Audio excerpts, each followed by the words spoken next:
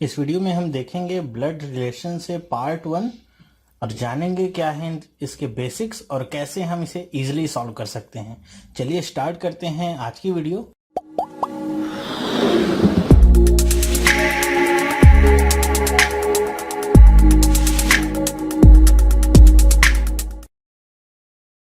Hello, मेरा नाम है चंद्रहास। स्टडी स्मार्ट में आप सबका स्वागत है। दोस्तों, आप सबको पता होगा कि आजकल एग्जामिनेशन में ब्लड रिलेशन से कितने ज़्यादा क्वेश्चंस बनते हैं। इस पे सेपरेट क्वेश्चंस भी बनते हैं और साथ ही साथ में ये अरेंजमेंट जो आते हैं आपके सिटिंग अरेंजमेंट वगैरह, उसके साथ मिक्स करके भी इसको बनाया जाता है। तो ये जिनका कॉन्सेप्ट क्लियर नहीं है ब्लड रिलेशन में, तो उनके लिए बहुत ही ज़्यादा ये कंफ्यूजिंग हो जाता है इसे सॉल्व करना।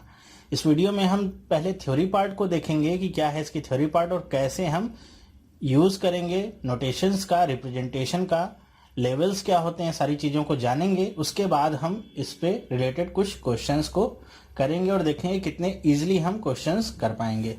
तो सबसे पहले अगर मैं ब्लड रिलेशंस की बात करूं तो मेरे ख्याल से बेसिक आइडिया तो आपका क्लियर ही होगा कि ब्लड रिलेशन का मतलब क्या है और ये किससे संबंधित है। ये आपके जो आसपास जो आपके रिश्तेदारियां होती हैं, चाहे वो भाई बहन की हो, माता पिता की हो, दादा दादी, नाना नानी, ये सारे जो होते हैं सारे ब्लड रिलेशन में ही आपके आते हैं।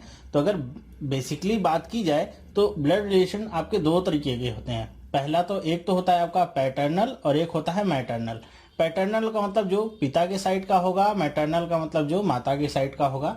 तो ये दो टाइप्स होते हैं। तो यहाँ पे मैंने कुछ रिलेशंस लिख दिए हैं। वैसे तो रिलेशंस बहुत सारे होते हैं, सारे रिलेशंस को लिखना तो पॉसिबल नहीं है आपके लिए, बहुत ज़्यादा वो मैसी हो जाएगा उसे देखना और समझना।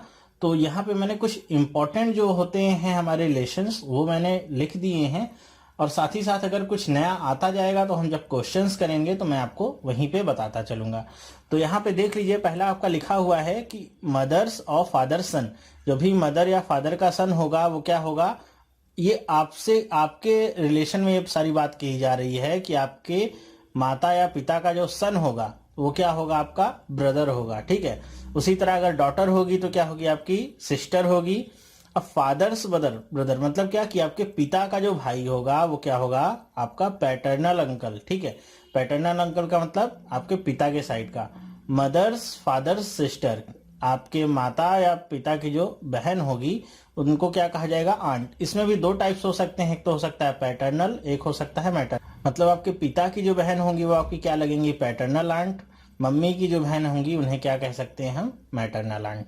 तो ये दो टाइप्स हो सकते हैं। इसी तरह मदर्स फादर्स फादर, माता या पिता के जो भी पिता होंगे वो क्या लगेंगे, आपके ग्रैंडफादर। इसमें भी आपके पैटर्नल हो सकते हैं और मैटरनल हो सकते हैं। इन केस ऑफ कंफ्यूजन आप दोनों क्लियर कर सकते हैं कि पैटर्नल की बात कही गई है या मैटरनल की। इसी तरह मदर्स और फादर्स की जो मदर होंगी वो क्या होंगी, grand mother. Same case, paternal और मैटरनल दोनों। सन्स वाइफ, ठीक है, आपके बेटे की जो पत्नी होगी वो आपकी क्या लगेगी, डॉटर इन लॉ। ठीक है। इसी तरह डॉटर्स हस्बैंड, आपके बेटी की का जो पति होगा वो क्या कहलाएगा, सन इन लॉ। ठीक है। तो इसके बाद और है, देखिए लिखा हुआ है हस्बैंड्स वाइफ्स फादर। हस्बैंड के या पत्नी के, वाइफ के जो पिता होंगे वो क्या कहलाते हैं, फादर इन लॉ। तो ये अगर हस्बैंड के केस में होगा तो भी फादर इन लॉ, वाइफ के केस में होगा तो भी फादर इन लॉ। तो उस समय देखना होगा कि किसके बारे में बात कही जा रही है। ठीक इसी तरह अगर हस्बैंड या वाइफ की मदर के बारे में बात होगी तो क्या कहलाएगी, mother in law. Husband's wife's brother, मतलब जो भी पति या पत्नी होंगे उनके जो भाई होंगे तो वो एक दूसरे के लिए क्या कहलाएंगे, ब्रदर इन लॉ। मतलब क्या कि जो भी हस्बैंड होगा तो अगर उसके वाइफ के भाई के बारे में बात की जा रही है, उसके ब्रदर के बारे में बात की जा रही है, तो इसका इससे रिलेशन क्या होगा, ब्रदर इन लॉ का। ठीक यही काम अगर इसका भी कोई भाई है, ब्रदर है, तो इसके बारे में अगर इसके वाइफ से रिलेट करना होगा तो क्या कहलाएगा, ब्रदर इन लॉ। इसी तरह हस्बैंड्स वाइफ सिस्टर्स क्या कहलाएंगी, sister in law. Sister's husband मतलब बहन का जो पति होगा वो भी आपका क्या कहलाएगा, ब्रदर इन लॉ ही कहलाएगा। यहाँ पे दो जो नीचे दिए गए हैं बहुत ही इंपॉर्टेंट हैं, मैं कह लूँ तीन जो दिए गए हैं इंपॉर्टेंट हैं, कि ब्रदर्स या सिस्टर्स का जो सन होगा, मतलब जो आपकी बहन होगी या जो भी आपका भाई होगा उसका जो सन होगा वो आपको क्या कहलाएगा, वो नेफ्यू कहलाएगा। इसी तरह ब्रदर या सिस्टर की जो डॉटर होगी वो क्या कहलाएगी, नीस कहलाएगी। ठीक है, ध्यान रखिएगा दोनों को।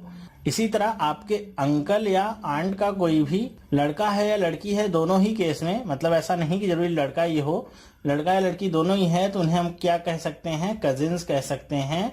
तो अगर ऑप्शन में कजिन दिया हुआ है और आपका ये केस बन रहा है तो कजिन पे ही टिक लगाएंगे, ब्रदर या सिस्टर पे टिक नहीं लगाएंगे। ठीक है, तो ये तो थे कुछ इंपॉर्टेंट रिलेशंस जो आपको जानने बहुत ही जरूरी हैं। इनको तो आप जान के ही रखिए, आगे अगर एक्स्ट्रा जो होगा वो मैं आपको बताता चलूंगा। ठीक है, चलिए आगे मैं रिप्रेजेंटेशन बताऊं इससे पहले मैं आपको थोड़ा सा जनरेशंस के बारे में बता दूं कि आगे जब हम नोटेशंस पढ़ेंगे तो कैसे उनका यूज करना है। तो जनरेशंस का गैप आपके बीच में होना चाहिए। जैसे यहाँ पे फर्स्ट जनरेशन जो होगी वो उसमें कौन कौन आएंगे, आपके ग्रैंडफादर या ग्रैंड मदर्स जो भी होंगे वो सारे लोग आएंगे। ठीक है, उसके बाद की जो जनरेशन होगी, यहाँ पे अगर आप मौजूद हैं, यहाँ पे लिखा हुआ है सेल्फ, अगर आप मौजूद हैं उस हिसाब से बनाया गया है। तो सेकंड जनरेशन में कौन होगा, सेकंड जनरेशन में फादर, मदर, अंकल या आंट, ये लोग होंगे। तो इन सारे लोगों के लिए आपको एक ही लेवल यूज करना है। मतलब ऐसे नहीं होता है कि आपका फादर अगर आ रहा है तो उसको एक लेवल पे आप बना रहे हैं, मदर आ रहा है तो उसको दूसरे लेवल पे बना रहे हैं, इसको किसी तरह एरो दिखा के, ये आपको नहीं फॉलो करना है।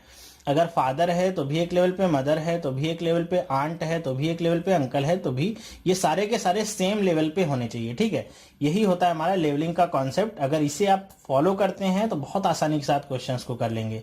इसी तरह थर्ड जनरेशन की अगर मैं बात करूं तो इसमें कौन हो सकता है, खुद आप होंगे, sister, brother, sister in law, brother in law, cousins, और बहुत सारे लोग आ सकते हैं इसमें जो एक ही जनरेशन को बिलोंग करते होंगे।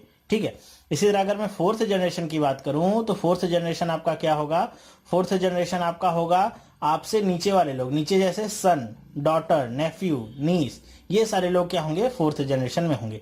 तो ये लेवल आप समझ के रखिएगा, 4 लेवल हैं आपके और चारों लेवल पे कौन कौन लोग आएंगे ये आपको समझ के रखना है। कि अगर यहाँ पे डॉटर की बात होगी तो डॉटर सबसे नीचे लेवल पे आएगी, सबसे ऊपर लेवल पे नहीं जा सकती है। ठीक है, इतनी चीज अगर आप समझ गए तो चलिए हम रिप्रेजेंटेशन पे चलते हैं। देखिए, रिप्रेजेंटेशन बहुत ही इंपॉर्टेंट पार्ट है। इसी से हम जो भी क्वेश्चन दिया रहेगा उसको तोड़ के बहुत ही आसानी के साथ सॉल्व कर सकते हैं।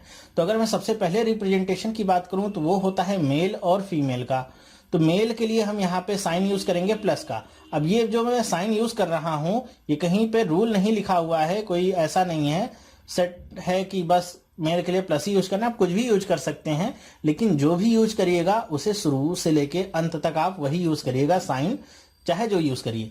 मैं यहाँ पे मेल के लिए प्लस का यूज करूंगा और फीमेल के लिए माइनस। इसका मतलब क्या है कि अगर मुझे ऐसे दिखाना है जैसे ए लिखा हुआ है और यहाँ पे मुझे दिखाना है ए क्या है, मेल पर्सन है, तो मैं ए लिखूंगा और ए के पास लगा दूंगा प्लस, तो इससे मुझे पता चल जाएगा ए क्या है, मेल पर्सन है।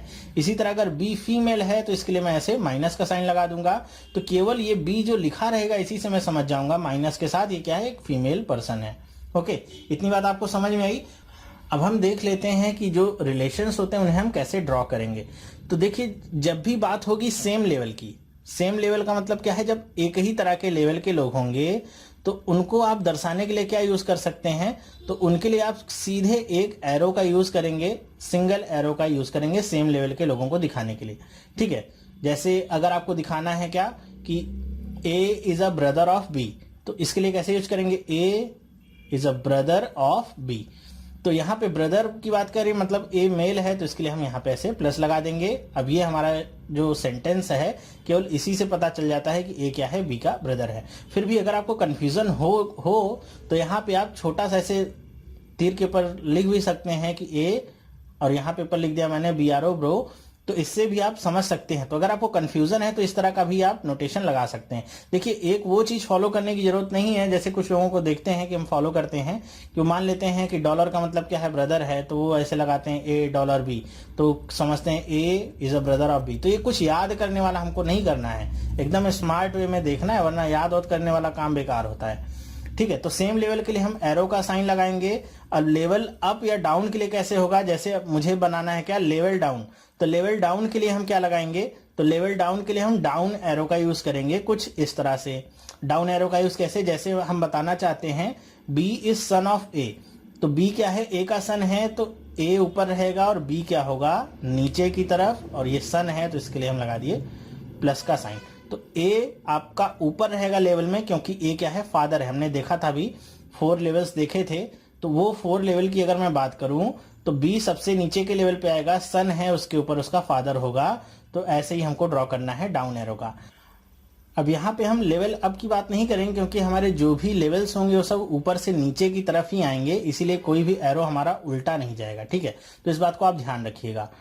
दूसरी अगर मैं बात करूं कपल्स की, या जो भी हमारे मैरिड कपल्स होते हैं उनकी, तो उनके लिए आपका एरो जो कैसा होगा वो कैसा होगा, इस एरो को नहीं समझिएगा। उनके लिए आप कुछ इस तरह का डबल हेडेड एरो बनाएंगे, दोनों तरफ से तीर लगा हुआ। तो ये आपका क्या दिखा देगा, कपल के लिए। अगर मैं ऐसे कहता हूं A is a husband of B, तो A is a husband of B, तो हम ऐसे दिखाएंगे डबल हेडेड एरो। और ए क्या है, हस्बैंड है, तो प्लस, और बी जाहिर सी बात है क्या होगा, वाइफ होगा, तो यहाँ पे माइनस लगा देंगे। तो A is a husband of B, हम ऐसे डबल हेडेड एरो लगा के इसे प्रदर्शित करेंगे, ठीक है। तो ये हमारा हो गया लेवल की बात। सेम लेवल पे होगा तो एक एरो लगाना है, लेवल डाउन जाने के लिए हम इस तरह का डाउन एरो लगाएंगे, और कपल्स को दिखाना है तो उसके लिए हम डबल हेडेड एरो लगाएंगे। बाकी सारी चीजें सेम ही रहेंगी, ठीक है। इतनी बात अगर आपको समझ में आई है तो चलिए हम आगे चलते हैं। चलिए अब हम देखते हैं कि हमको क्या क्या सावधानियां बरतनी चाहिए, हमको कैसे क्वेश्चन को अप्रोच करना होगा। तो पहला पॉइंट तो ये है कि जो भी आपको क्वेश्चन दिया हो, break the question into very small parts. जो भी आपको क्वेश्चन दिया गया हो, मान लीजिए ऐसे पूरी एक लाइन लिखी हुई है, तो उसमें आपको उसको पार्ट पार्ट में ब्रेक कर लेना है। उसके बाद आपको इंटरप्रेट करना है, पीछे की तरफ से आगे की तरफ इंटरप्रेट करते जाना है, और आसानी से आप उसे सॉल्व कर सकते हैं। पहली बात तो ये। दूसरा क्या है कि draw clear diagram as you solve, मतलब कि जो भी आप डायग्राम बनाए एकदम क्लियर बनाएं। जैसे भी मैंने बताया, लेवल की बात करेंगे तो सारी चीजें एक सेम लेवल पे होंगी और एकदम साफ सुथरा डायग्राम बनना चाहिए, बिल्कुल भी कहीं भी कट पिट नहीं होनी चाहिए, वरना आप समझ सकते हैं कितनी दिक्कत का सामना आपको करना पड़ सकता है। तीसरी जो बात है वो सबसे ज्यादा इंपॉर्टेंट है, मोस्ट इंपॉर्टेंट है। क्या है कि do not assume the gender. आप कभी भी जेंडर एज्यूम नहीं करेंगे जब तक कि क्वेश्चन में दिया नहीं गया है। ज्यादातर लोग यही गलती करते हैं कि क्वेश्चन पढ़ते हैं और अपने हिसाब से जेंडर एज्यूम कर लेते हैं और गलती हो जाती है। जैसे यहाँ पे एक स्टेटमेंट मैं लिखूं, A is a brother of B, तो ये कुछ इस तरह दिखाया जाएगा, और ए क्या हो गया, मेल। और यहाँ पे अगर क्वेश्चन हो जाता कि बी क्या है, तो जाहिर सी बात है कुछ लोग सोचते हैं A is a brother of B, मतलब बी क्या होगा, इसका सिस्टर होगा। तो सिस्टर होगा तो सिस्टर के लिए माइनस लगा के कर देते। कुछ लोग सोचते हैं कि बी क्या होगा, इसका ब्रदर होगा, तो उसके लिए भी वो क्या करते, प्लस लगा के ब्रदर को पे टिक करते। जबकि इसका आंसर क्या होगा, कैन नॉट बी डिटरमाइन, कि हम डिटरमाइन नहीं कर सकते हैं कि बी का जेंडर क्या है। क्यों? क्योंकि हमको पता ही नहीं है क्वेश्चन के द्वारा कि बी का जेंडर क्या है, ए का जेंडर बस पता है। तो इस बात को आप ध्यान रखिएगा कि जेंडर को खुद से अज्यूम नहीं करना है। चलिए अब हम बात कर लेते हैं टाइप्स ऑफ प्रॉब्लम्स की, मतलब ब्लड रिलेशन से कैसी कैसी प्रॉब्लम्स बनती हैं। तो टोटल देखें तो 3 तरह की प्रॉब्लम्स हैं। पहला क्या है, सिंगल पर्सन के लिए बनेगा, ठीक है, एक आदमी के बारे में बात होगी। दूसरा होगा मिक्स्ड, मतलब उसमें क्या पूरा आपको दिया रहेगा, ए इसका हस्बैंड है, कोई किसी का भाई है, कोई किसी का ब्रदर है, कोई किसी की बेटी, इस तरह का मिक्स करके देंगे। और तीसरा जो होगा आपका कोडेड होगा। कोडेड का मतलब उसमें पहले ही बता देंगे, P प्लस क्यू मीन्स क्या, P is a father of Q. P cross Q means क्या, कि P is a mother of Q. इस तरह के आपके दिए रहेंगे, तो इनको आपको डिकोड करना है, उसके बाद सॉल्व करना है, ठीक है। तो इस पार्ट में हम देखेंगे क्या, फर्स्ट और सेकंड के बारे में। थर्ड के लिए मैं अलग से वीडियो बनाऊंगा कोडेड ब्लड रिलेशंस का, ठीक है। मैं इसे इसलिए पढ़ा रहा हूं क्योंकि अभी मैं अगर सर्कुलर अरेंजमेंट्स लूंगा इसका, तो आपको प्रॉब्लम होगी। क्या प्रॉब्लम होगी कि आप ब्लड रिलेशंस में कंफ्यूज रहेंगे, तो सर्कुलर अरेंजमेंट में बहुत ज्यादा प्रॉब्लम होगी। तो इसे कवर करने के बाद मैं डायरेक्टली ही आपके लिए लेके आऊंगा circular arrangement with blood relations के प्रॉब्लम। तो ध्यान से देखिएगा, मेथडोलॉजी समझने की कोशिश करिएगा, तभी आप सक्सेस हो सकते हैं। चलिए देखते हैं पहला क्वेश्चन क्या लिखा हुआ है, कि इस तरह के क्वेश्चंस आते हैं। हालांकि बैंक में तो कम ही चांसेस इन तरह के क्वेश्चंस के आने की, लेकिन फिर भी कॉन्सेप्ट के लिए हम समझ लेते हैं। इस तरह के क्वेश्चंस आपके आरआरबी के एग्जाम जैसे हो गए, और जो भी गवर्नमेंट एग्जाम होते हैं, कुछ एग्जाम्स में इस तरह के क्वेश्चंस भी भरमार होती है इनकी, ठीक है। तो देखते हैं कैसे लिखा हुआ है। Pointing to a lady on the stage Ashita said, ठीक है, कि किसी लेडी की तरफ पॉइंट करके अशिता क्या कहती है, C is the sister of son of the wife of my husband, how is lady related to Ashita, ठीक है। तो ये आपको स्टेटमेंट दिया गया है, इसी को आपको डिकोड करना है और आपको रिलेशनशिप निकालनी है। तो पहला पॉइंट क्या हमने देखा था कि इसको सबसे पहले स्मॉल पार्ट्स में ब्रेक कर लीजिए। तो इसे करने के दो तरीके हो सकते हैं, किसे स्मॉल पार्ट में ब्रेक करने के, नहीं इस क्वेश्चन को सॉल्व करने के। क्या कि पहला तरीका हो सकता है कि जो भी पर्सन आपका बात कह रहा हो वो आप खुद अपने आप को समझ लीजिए कि वो पर्सन आप ही हैं। अब ऐसा नहीं होगा कि आप सोचें कि मैं तो मेल हूं, इसमें फीमेल लिखा हुआ है, फिर ऐसा कैसे हो सकता है। एज्यूम कर लीजिए क्वेश्चन के लिए, तो क्वेश्चन करना आपके लिए आसान हो जाएगा। जैसे आप खुद को मान लीजिए आप क्या हैं, असिता हैं, ठीक है। उसके बाद आप क्या करेंगे कि यहाँ पे जो भी इज लिखा रहे, जैसे इज, एज, वॉज, ये आपको जहां भी मिल जाए वर्ड्स वहीं से आप इसको ब्रेक कर लीजिए, ठीक है। यहीं से हम इसे ब्रेक कर लेते हैं। अब बैकवर्ड से हम इसे ट्रेस करना शुरू करते हैं। तो अगर आप अशिता हैं तो wife of my husband, my husband का मतलब क्या, अशिता का हस्बैंड, मतलब आपका हस्बैंड की वाइफ कौन होगा, आप खुद ही होंगे, इट इज यू, ठीक है, आप खुद ही होंगे। उसके बाद क्या करें, the sister of the son of the wife, कि इस वाइफ का जो सन होगा वो कौन होगा, मतलब आपका बेटा होगा, ये आपका सन होगा। और इस सन की सिस्टर कौन होगी, इस सन की सिस्टर मतलब आपकी बेटी। तो आपसे पूछा जा रहा है कि ये जो लेडी है और आपके बीच में क्या रिलेशनशिप है। तो ये जो लेडी आई है आपकी क्या लग रही है, डॉटर। तो आपसे क्या रिलेशन हो गई, इसकी डॉटर की रिलेशनशिप हो गई। देखिए इसे ऐसे ही सॉल्व करना है। कोई भी ये जो इस तरह के जो आपके स्टेटमेंट वाले आते हैं इसमें तो डायग्राम बनाने की भी जरूरत नहीं पड़ती है। थोड़ा अगर लंबा आ जाता है तो ही पड़ती है, वरना आप इसे इजीली ऐसे ही सॉल्व कर सकते हैं एकदम आसानी के साथ। ब्रेक कर लीजिए पहले इसे, जो भी पर्सन बोल रहा है उसे आप अपने आप को समझ लीजिए कि आप खुद ही हैं, तो आपको करना बहुत ही आसान हो जाएगा, ठीक है। आप खुद को नहीं मान पा रहे हैं तो उस पर्सन की तरह आप एज्यूम करिए कि अर्शिता क्या कहना चाह रही है, और उसके बाद आप इसे करिए। पीछे से आगे की तरफ बढ़ेंगे तो बहुत आसान होता है इसे ट्रैक करना, कि जैसे लिखा हुआ है माई हस्बैंड, मतलब क्या, अशिता का हस्बैंड, और यहाँ पे क्या है, वाइफ ऑफ, वाइफ ऑफ का मतलब कि इसके हस्बैंड की वाइफ कौन हो गया, अशिता खुद हो गई। उसके बाद क्या करें, सन of the wife, sun of the wife कौन होगा, मतलब अशिता का ही बेटा, ये हो गया क्या, सन, मतलब आपका बेटा। और उसके बाद कह रहे हैं sister of the son, sister of the son मतलब इस सन का सिस्टर कौन होगा, सन की सिस्टर होगी जो, वो आपकी क्या लगेगी, बेटी लगेगी। तो डायरेक्ट रिलेशनशिप यहां से आप ड्रॉ कर सकते हैं। आई होप आपको समझ में आया होगा। चलिए देखते हैं अगला क्वेश्चन। अब यहाँ पे क्या लिखा हुआ है, जॉन इंट्रोड्यूसेस मैरी। अब फिर देखिए यहाँ पे क्या गया, एज, यहीं से आप ब्रेक कर लीजिए इसे, as the daughter of the only son of my father's wife. अब यहाँ पे आप खुद को क्या समझ लीजिए, जॉन। तो यहाँ पे क्या लिखा हुआ है, माई फादर्स वाइफ, मतलब क्या, आप खुद जॉन हो गए ना। तो माई का मतलब क्या, जॉन ही कह रहा है, इंट्रोड्यूस कौन कर रहा है, जॉन। तो माई फादर्स वाइफ का मतलब आपके पिता की पत्नी, आपके पिता की पत्नी। अगर मैं जॉन या आपकी बात कर लूं तो आपके पिता की पत्नी कौन होंगी, तो आपके पिता की पत्नी होंगी आपकी मदर। इतनी बात आपको समझ में आई, ठीक है। फिर आगे पढ़ते हैं, only son of, only son of मतलब कि आपकी माता का जो इकलौता बेटा कौन होगा, मतलब आप खुद। The daughter of the only sun, the daughter of the only सन का मतलब अभी आप यहां तक पहुंच गए हैं ओनली सन तक, और आपके ही बेटी के बारे में बात हो रही है, डॉटर, ठीक है। वो क्या है, मैरी है, ओके, इसी का नाम क्या है, मैरी है। तो पूछा गया है how Mary is related to John. तो मैरी रिलेटेड टू जॉन कैसे है, मतलब आपसे मैरी कैसे रिलेटेड है, यहां भी आपका क्या आ गया, डॉटर की रिलेशनशिप, ठीक है। इसी तरह आपको करना है, पीछे से आगे की तरफ बढ़ते जाइए, सेंटेंस जो भी बोला जा रहा है उसको ब्रेक कर करके पढ़िए, उसी हिसाब से उसको क्रम वाइज जोड़ते रहिए। बोला गया क्या कि माई फादर्स वाइफ, माई फादर्स वाइफ मतलब आपके पिता की पत्नी कौन होंगी, आपकी माँ होंगी। Only son of my father's wife, only son of मतलब मेरे माता का इकलौता बेटा कौन होगा, तो माता का इकलौता बेटा आप खुद ही होंगे, ठीक है। उसकी बेटी कौन होगी, मतलब आपकी बेटी होगी, वो कौन होगा, मैरी होगी, ठीक है। तो इसी तरह हम आसानी से पहुंच सकते हैं कंक्लूजन पे, क्या आएगा, डॉटर।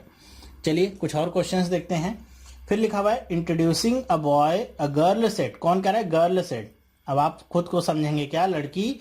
तो क्या लिखा हुआ है, he is the son of the daughter of the father of my uncle, ठीक है। ऐसे पढ़ने पे तो बहुत ही पजल हो जाता है।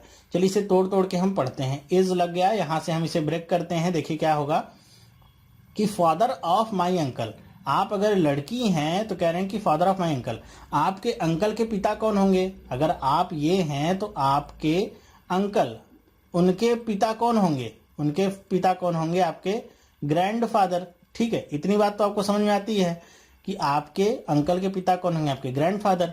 कह रहे हैं डॉटर ऑफ द फादर, मतलब अब ग्रैंडफादर यहां तक आपको मिल गया है, तो आप क्या पढ़ेंगे? Daughter of the grandfather. तो डॉटर ऑफ द ग्रैंडफादर कौन होंगी? तो डॉटर ऑफ द ग्रैंडफादर होंगी आपकी आंट। हमने देखा था, क्या देखा था कि जो भी हमारे फादर या मदर की सिस्टर्स होती हैं उनको हम क्या समझते हैं? आंट समझते हैं। तो ये क्या हो जाएंगी? आंट हो जाएंगी। ठीक है, नेक्स्ट देखिए, the son of the aunt. अब यहां तक आके डॉटर नहीं पढ़ना है, यहां तक तो हमने डिड्यूस कर लिया है। सन ऑफ द आंट कौन होगा? सन ऑफ द आंट जो भी लड़का है, बॉय है, उसके बारे में बात की जा रही है। अब देखिए, अगर हम लेवलिंग की बात करें तो देखिए, अगर आप यहां पे हैं, एक लेवल ऊपर गए अंकल पे पहुंचे, फिर एक लेवल ऊपर गए ग्रैंडफादर पे पहुंचे। ठीक है, उसके बाद हम क्या है, एक लेवल नीचे आए, ग्रैंडफादर से कहां पे पहुंचे? आंट पे पहुंचे, फिर से एक लेवल नीचे आ गए और पहुंच गए कहां पे? बॉय पे पहुंच गए। मतलब आपका और उस लड़के का जो लेवल है वो क्या हो गया? सेम हो गया है। ठीक है, सेम हो गया है। तो हमने देखा था कि लेवल सेम हो जाएगा तो क्या होंगे?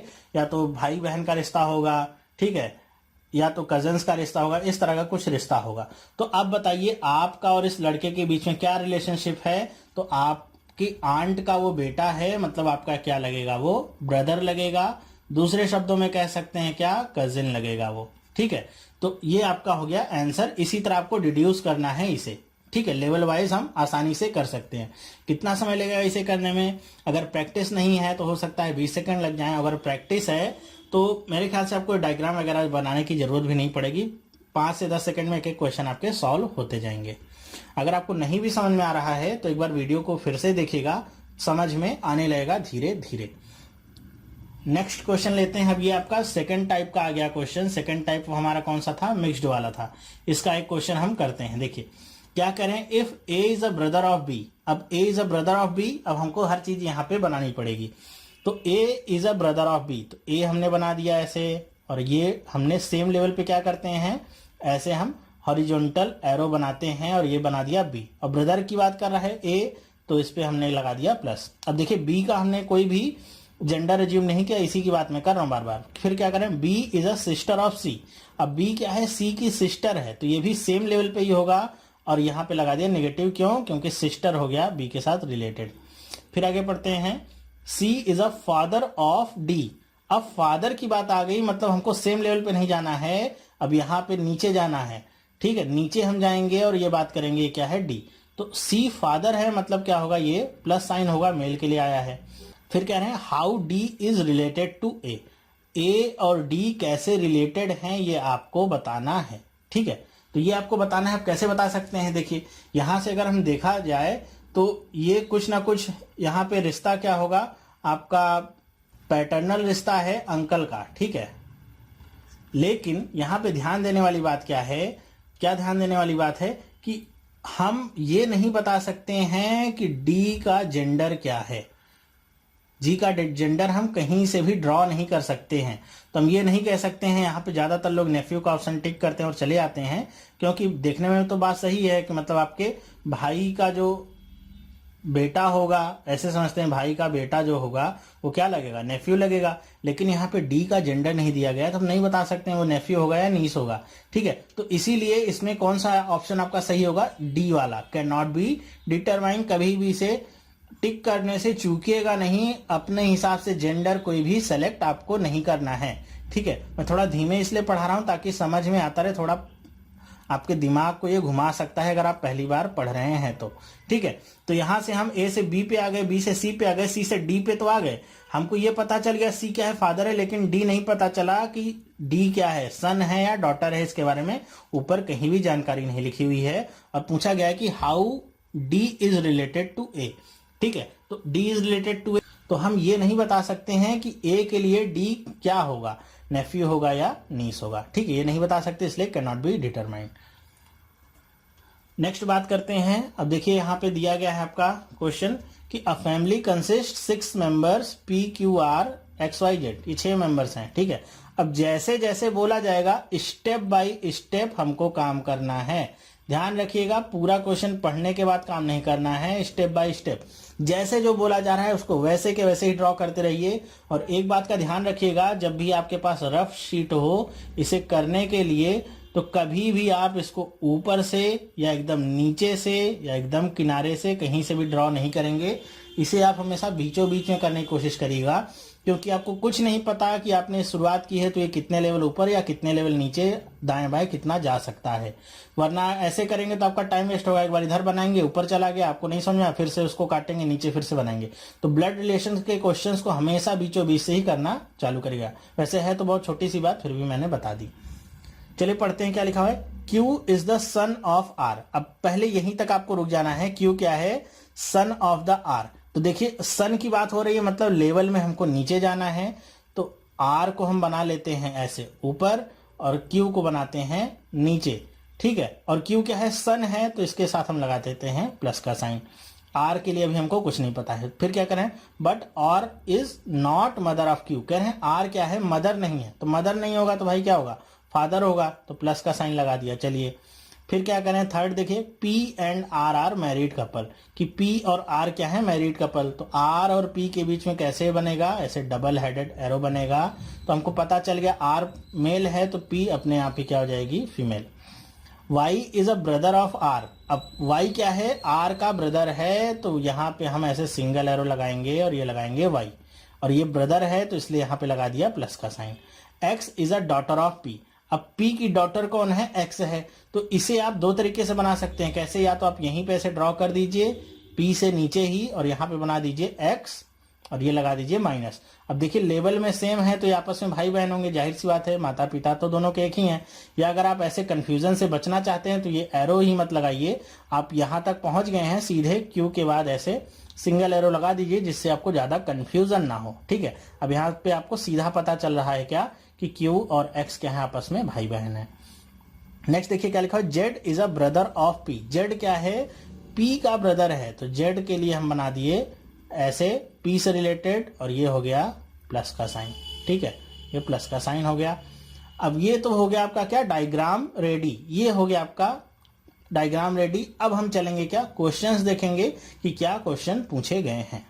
चलिए अब क्वेश्चंस देख लीजिए क्या है। पहला क्या है? Who is the brother in law of R।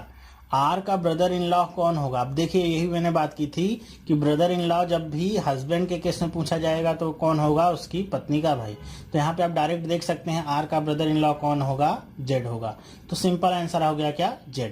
How many female members are in there in the family. कितनी फीमेल मेंबर्स हैं? तो आपको बस माइनस माइनस साइन देख लेना है कहाँ कहाँ पे लगाओगे, कि यहाँ पे कि यहाँ पे। तो कितने मेंबर्स हो गए? 2।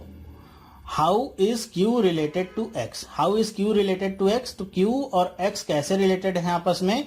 तो देख लीजिए क्या होगा यहाँ पे। Q क्या होगा? X का ब्रदर होगा, ठीक है। नेक्स्ट देखिए क्या लिखा हुआ है। How is Y related to P।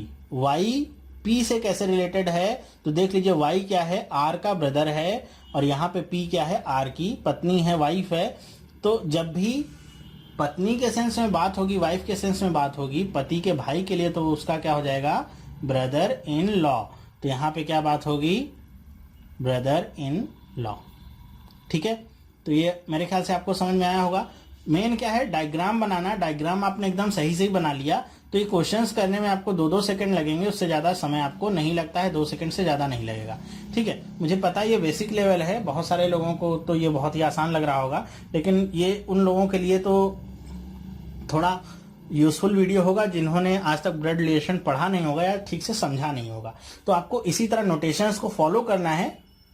Diagram आपको एकदम करेक्ट बनाना है। जो फैमिली ट्री और लेवलिंग जैसे मैंने बताई है वो एकदम सही बनाना है, कि सबसे ऊपर आपका फर्स्ट जनरेशन में आपके ग्रैंड पेरेंट्स आएंगे, उसके बाद आपके फादर, अंकल और वो सारे लोग, आंट वगैरह, मदर। नेक्स्ट लेवल पे आप आएंगे, और आप सोचिए कि आपके समकक्ष कौन कौन लोग होते हैं। तो आप होते हैं आपके भाई बहन हो गए, कजिन्स वगैरह हो गए, वो आपके समकक्ष हो गए। और आपसे नीचे कौन आ सकते हैं? आपसे नीचे आ सकते हैं कौन? आपके बेटे, बेटी, नेफ्यू, नीस, ये लोग आ सकते हैं आपसे नीचे। तो इसी लेवल में ही आपको बनाना है। अगर फादर की बात की जा रही है कि A is a father of सी, तो A is a father of सी कभी भी सेम लेवल पे नहीं बनेंगे। फादर का लेवल ये है और यहाँ पे सन या डॉटर का लेवल आपका नीचे है उससे, ठीक है, तो आपको डाउन एरो करके ही बनाना पड़ेगा।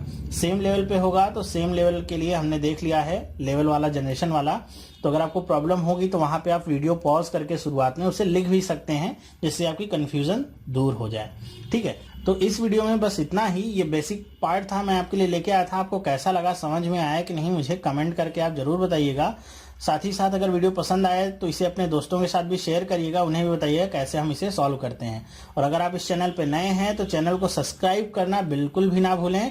मैं आपके लिए रोज ही इसी तरह की वीडियोस लाता हूं एग्जाम के लिए, जो आपके बहुत ही ज्यादा फायदेमंद होती हैं और आपके पॉइंट्स को या कह लूँ स्कोर को बढ़ाने में हेल्प करती हैं। तो सब्सक्राइब कीजिए, जिससे आपको मेरी आने वाली हर एक वीडियो की इंफॉर्मेशन तुरंत की तुरंत मिल जाए, ठीक है। तो हम मिलेंगे नेक्स्ट पार्ट में। नेक्स्ट पार्ट में हम देखेंगे कोडेड ब्लड रिलेशंस को हम कैसे सॉल्व करेंगे इजीली और एक्यूरेटली। इजीली के साथ साथ एक्यूरेटली भी जरूरी है, 100% एक्यूरेट होना चाहिए। ये दोनों पार्ट खत्म होने के बाद हम आ जाएंगे सीधे सर्कुलर अरेंजमेंट्स पे, जिसमें हम देखेंगे कि जो ब्लड रिलेशन के साथ मिक्स करके सर्कुलर अरेंजमेंट आता है उसे हम कैसे सॉल्व कर सकते हैं, और काफी हाई लेवल के क्वेश्चंस अब उसमें हम ट्राई करेंगे, ठीक है। सर्कुलर अरेंजमेंट से मैंने 2 पार्ट वैसे बना दिए थे, तो वो उनका लेवल थोड़ा लो था, लेकिन अब हम ट्राई करेंगे हाई लेवल पे, क्योंकि अब आप लोग काफी प्रिपेयर हो गए हैं। तो चलिए अब हम मिलेंगे नेक्स्ट पार्ट में। वीडियो देखने के लिए बहुत बहुत धन्यवाद। Thank you and bye.